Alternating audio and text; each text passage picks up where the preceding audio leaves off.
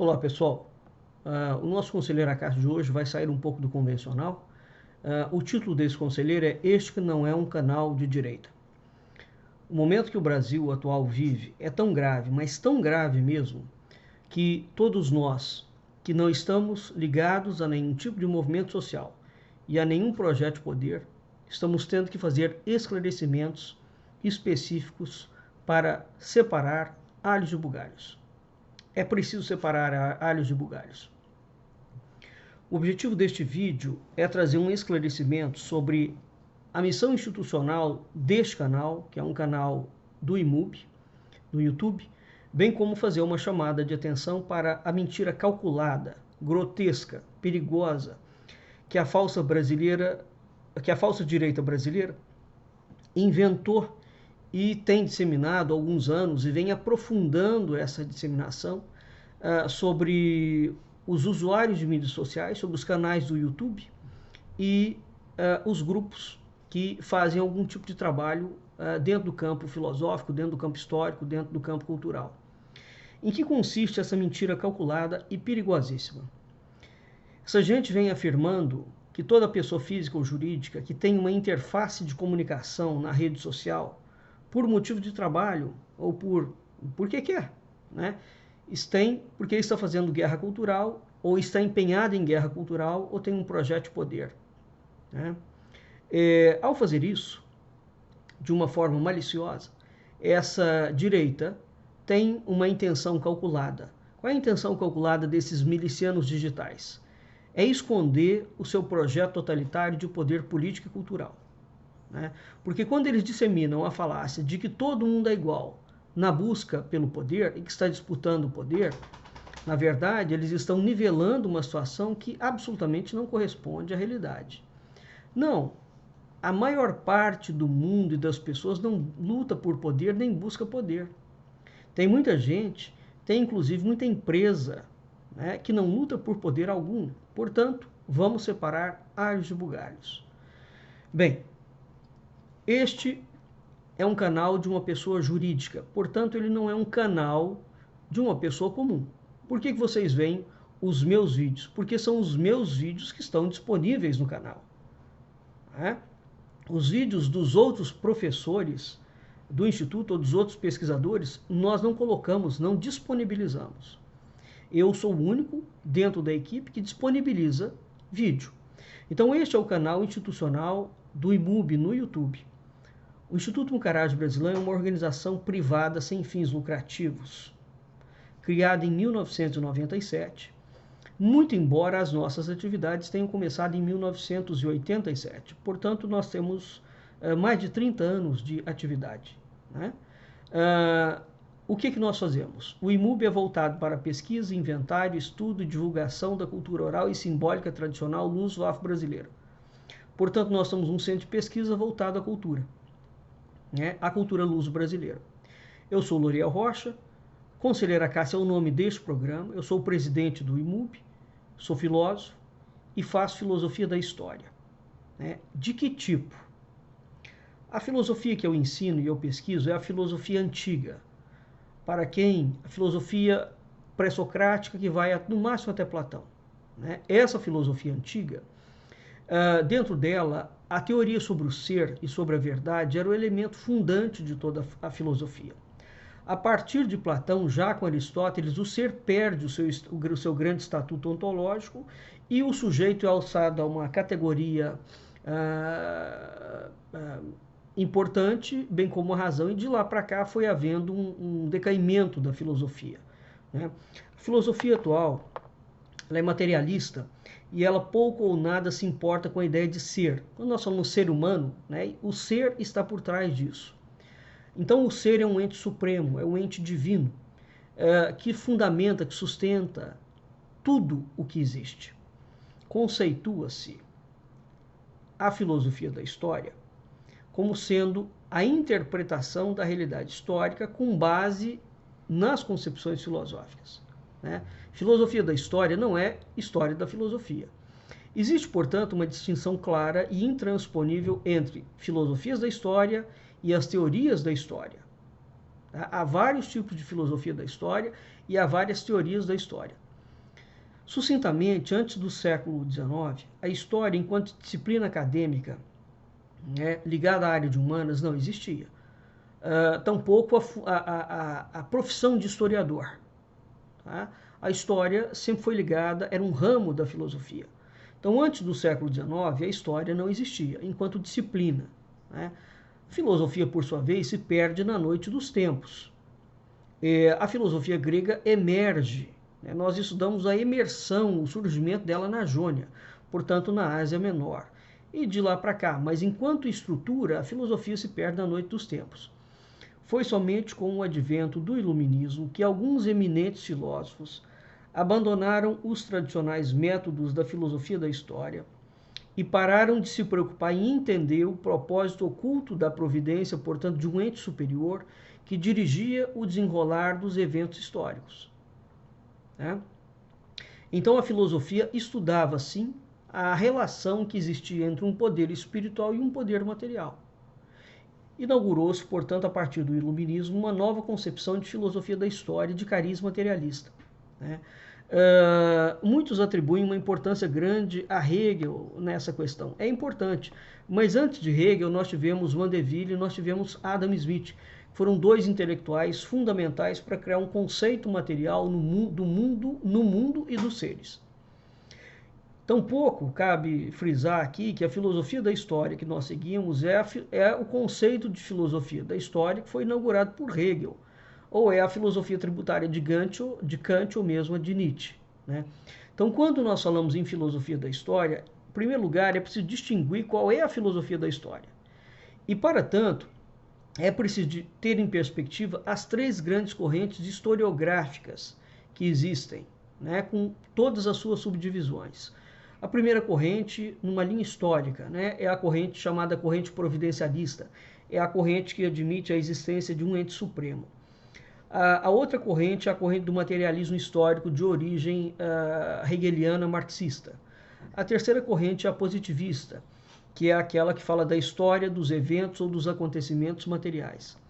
As duas últimas correntes, portanto, a do materialismo histórico dialético e a corrente positivista, elas focam o homem como grande agente histórico e ela invalida qualquer perspectiva espiritual na leitura dos acontecimentos históricos. Né? Ela é uma corrente que analisa só o mundo material, ela não tem nenhuma noção de transcendência. A corrente de filosofia da história providencialista, ao contrário, ela advoga a existência de um ente supremo, de um ser, né? Agindo por meio da história, tá certo? Como agente histórico por trás dos acontecimentos históricos. Ora, isso nos leva, essa concepção de filosofia da história providencialista, nos leva a trabalhar com dois planos históricos independentes e, ao mesmo tempo, interdependentes. Esses dois planos históricos foram muito conceituados pelo grande filósofo português, o professor Fidelino de Figueiredo. Ele tem uma obra da década de 50 chamada Entre Dois Universos. O professor Fidelino de Figueiredo falava que há dois planos da história. O plano da aparência superficial e o plano da realidade profunda. Né? Quando nós falamos, por exemplo, em nova ordem mundial e nos agentes ocultos dessa nova ordem mundial, que vem planejando há séculos uma tomada de poder, né, ou uma virada revolucionária no mundo, nós estamos falando exatamente disso. Quer dizer, nós estamos falando de uma história superficial e de uma história profunda, desta conjugação.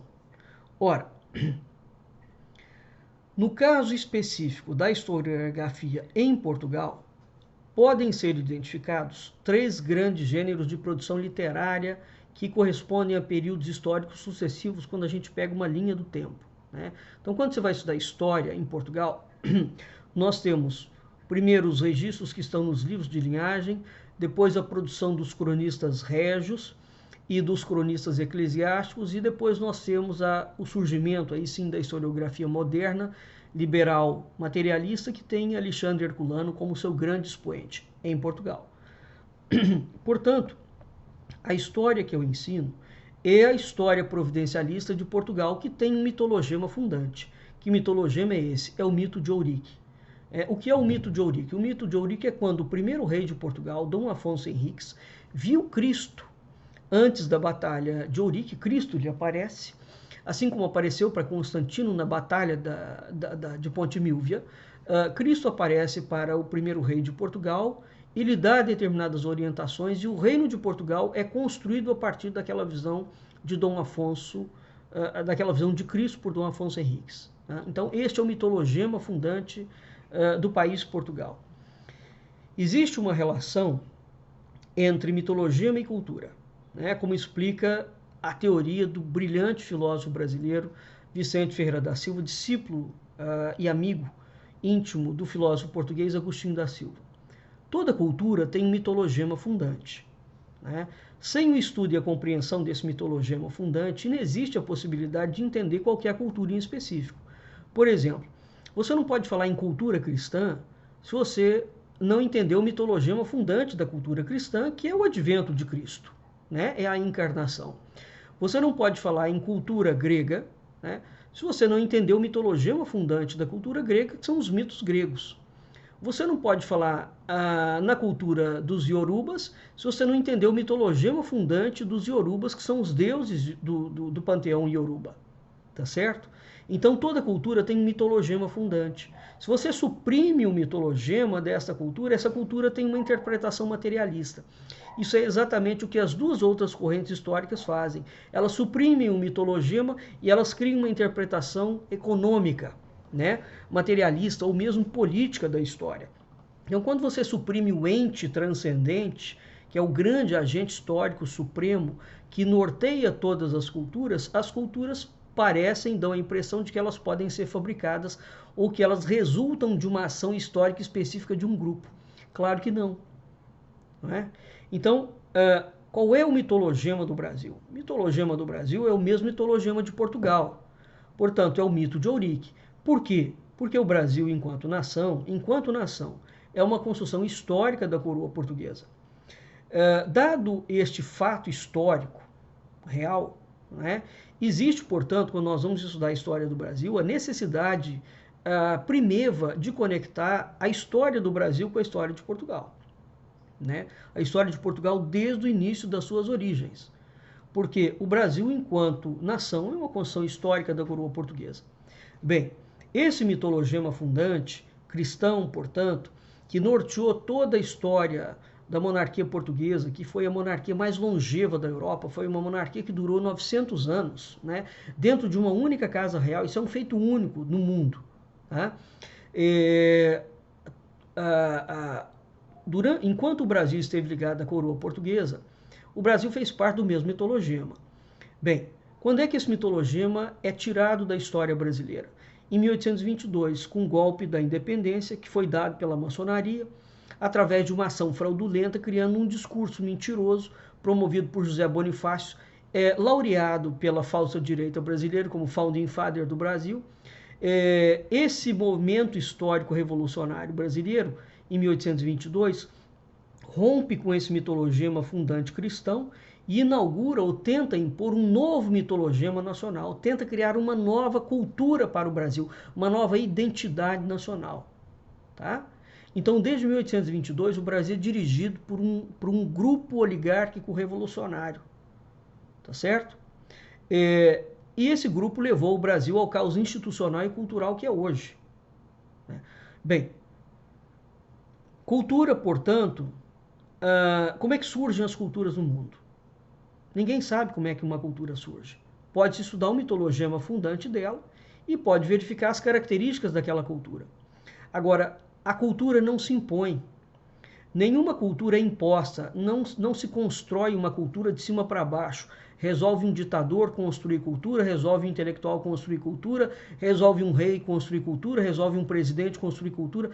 Todas as vezes ao longo da história em que uma pessoa física, né, ou uma instituição, ou um grupo resolveu construir uma cultura dentro de um povo, isso configura projeto totalitário. Nós estamos falando de projeto revolucionário. Né? Portanto, ao contrário do que propaga a falsa direita, que propõe que se construa uma cultura cristã dentro do Brasil, conservadora, esta falsa direita não está propondo nada além do que um projeto revolucionário de esquerda. maçônico, liberal, totalitário. Tanto a esquerda quanto a direita sempre tentaram, ao longo de todas as evoluções que eles fizeram, criar cultura artificialmente. É isso que essa falsa direita está fazendo e é isso que ela está dizendo que todo mundo está fazendo. Não, são eles que estão fazendo. São eles que entraram dentro do campo da cultura, tomaram a cultura para si e objetivam com isso um projeto de poder. Bem, o advento do surgimento das culturas no mundo é um mistério divino. A filosofia, bom, isso é um ponto. A filosofia, que essa direita diz que ensina, né, é uma filosofia atrelada a um projeto de poder. Ora, tudo que a filosofia nunca foi um projeto de poder, de dominação de mentes e de consciências, de almas, né, para fabricar cultura. Então essa gente não está ensinando filosofia nenhuma. A filosofia, em primeiro lugar, não pode ser ensinada. E aquilo que pode ser ensinado não é a sabedoria. Então você não pode ensinar sabedoria para ninguém. A filosofia é, antes de tudo, uma ação, cuja atividade filosófica é melhor concebida na dimensão do sagrado. Filosofia não é doxa, filosofia não é episteme, filosofia não é tecne. A filosofia, ao contrário do que é ensinado hoje pela academia e pela falsa direita brasileira, ela floresce não contra o mito, mas nutrindo-se da organização ativa, simbólica que este tece na consciência humana. Portanto, a filosofia não é, como que era a falsa direita nacional, uma mera atividade epistemológica. Epistemologia é a ciência que trata do conhecimento. O que essa falsa direita tem dito? Que você precisa de adquirir conhecimento, com eles, um conhecimento diferenciado, portanto nós estamos falando de atividade epistemológica dentro do campo da filosofia. A partir deste conhecimento que você adquire, você se torna uma elite intelectual e se torna habilitado a dominar a cultura e a controlar todo mundo que está abaixo de você. Então eles te colocam na posição de um deus de Olimpo nevado e o resto da população é uma malta burra, inculta, que merece ser dirigida. Entenda o seguinte, tudo que essa gente não está fazendo é filosofia, tampouco é cultura. É projeto revolucionário ideológico de conquista de poder, tá? Que visa a conquista do poder. A verdadeira atividade epistemológica da verdadeira filosofia, né, tem uma outra situação. A epistemologia, o que é o conhecimento? O conhecimento não é algo que nós não temos e que nós precisamos adquirir. A epistemologia é a investigação, não é a usurpação. A epistemologia é a investigação do que nós não temos. Né? Desculpe, a epistemologia não é a investigação do que nós não temos e nós precisamos adquirir. Eu não tenho conhecimento, eu preciso de adquirir. Isso não é epistemologia, isso é projeto de poder. Porque quando você encampa esse tipo de propositura epistemológica, você se coloca na condição humilhante de que existe um mestre iluminado e de que tem um discípulo. Isso é projeto de poder. É isso que a direita faz. A verdadeira epistemologia em filosofia é a investigação filosófica daquilo de que nós precisamos nos livrar. Porque compreender a própria ignorância. E do que nós precisamos nos livrar? Da nossa ignorância. Né? Então, compreender a própria ignorância é uma coisa muito distinta de investigar o conhecimento para dominar o conhecimento, para usar este conhecimento para manobrar e manipular pessoas com o fim específico de alcançar um projeto de poder e de me colocar no poder, alçando-me como elite intelectual. Então isto, o discurso dessa falsa direita, repito, não é filosofia, não é epistemologia e não é cultura. É a verdade que liberta, não é o conhecimento. E não existe um caminho para a verdade. E sobretudo para aqueles que são cristãos, nós não temos nenhuma ligação religiosa, né? Cristo falava que eu sou o caminho, a verdade e a vida. Portanto, sob uma perspectiva mesmo cristã, nenhum grupelho político pode impor a verdade a quem quer que seja. A verdade não é um caminho para você escolher. A verdade é o caminho. Tanto na filosofia quanto na religião. É a verdade que liberta, não é o conhecimento. e ninguém pode dizer para você que ele porta o conhecimento que liberta e que lhe dará a verdade. O indivíduo que faz isso é um farsante, ele é um fraudador. Esse tipo de propositura de alcance de conhecimento, né, que você aprende com um grupo e aprende, se torna um iluminado, uma elite, isso é uma ilusão de poder própria dos movimentos revolucionários. Então essas são informações básicas, públicas, que esclarecem parte das diferenças intransponíveis entre nós e a falsa direita, ou a esquerda, ou qualquer grupo de militância civil. O Instituto Mucaraj Brasilã é uma empresa. Nós não somos um grupo de militantes civis. Este canal que você está assistindo é um canal de cultura e de filosofia. Eu, especificamente, os meus vídeos são vídeos de cultura simbólica e de filosofia da história. Ambos os temas estão entrelaçados. Portanto, o nosso canal não é um canal de direita, não é um canal de esquerda, não é um canal de isentão, não é um canal monarquista, intervencionista ou impeachmentista. Nós somos um canal de filosofia da história, não temos como a direita falsa ou a esquerda o objetivo de criar elite intelectual nenhuma para dominar o Brasil cultural, política ou intelectualmente. Não sou guru de ninguém, não pratico esse tipo de farsa que escraviza almas e pessoas.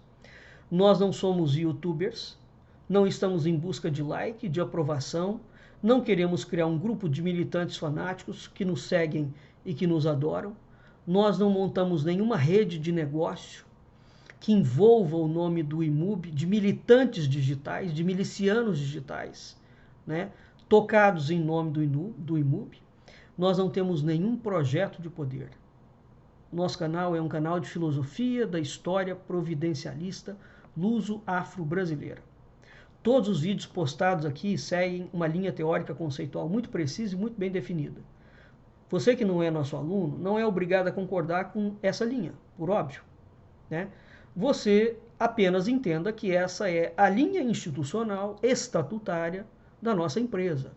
Portanto, me desculpe, eu não preciso da sua autorização para dar prosseguimento à linha estatutária institucional da nossa empresa. Você é apenas obrigado, caso queira, se tiver um pouco de consciência ética, de não confundir o nosso canal com grupos de direita, de esquerda, com movimentos monarquistas, intervencionistas, impeachmentistas, porque todos esses grupos lutam para alcançar o poder político do Brasil, manipulando a cultura, manipulando a história, manipulando os dados, né, manipulando as pessoas, a fim de privilegiar os seus próprios discursos. Nós não estamos aqui privilegiando discurso nenhum. Nós não estamos aqui pró ou a favor de grupo nenhum. Nós ensinamos filosofia da história dentro de uma linha muito específica, que é a linha da história providencialista. Tá certo? Portanto, aprenda a distinguir o básico do básico. Mídia social, ou quem tem rede social, tem como interface de comunicação com o seu público. Então essa mentira grotesca, calculada, que a direita criou, que todo mundo que tem presença em alguma mídia social está fazendo militância política ou guerra cultural, visa, na verdade, escamotear a própria atuação deles. São eles que estão buscando, são eles que são revolucionários, empenhados num projeto revolucionário de tomada do poder político e cultural do Brasil. Já tomaram. Essa gente assumiu o poder político, né? E eles estão claramente desenhando uma tomada de poder cultural. Portanto, nós estamos lidando com revolucionários. Não existe a menor diferença entre essa gente da direita e a esquerda que eles criminalizam. Eles são a dupla face do mesmo projeto. Eu já falei isso várias vezes. Lula e Bolsonaro são a dupla face de um mesmo projeto, um projeto militar. Tá? Bem, então, entenda que este canal é um canal institucional, não é? Voltado à história luso-afro-brasileira, e que nós continuaremos, apesar dos grandes esforços da falsa direita, né, de colocar todo mundo no mesmo panelão podre no qual eles estão metidos, Nós não fazemos parte dessa podridão. Nós temos 32 anos de atuação e nunca estivemos ligados a nenhum tipo de grupo. Portanto, é bom a população começar a separar alhos de bugalhos, entender onde você está pisando e com quem você está conversando e sobre que característica é a missão daqueles canais, certo? Este é um canal de filosofia da história.